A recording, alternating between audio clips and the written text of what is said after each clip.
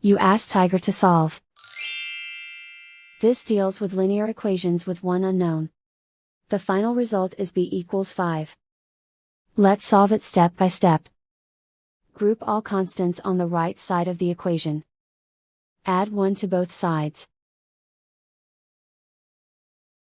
Simplify the arithmetic.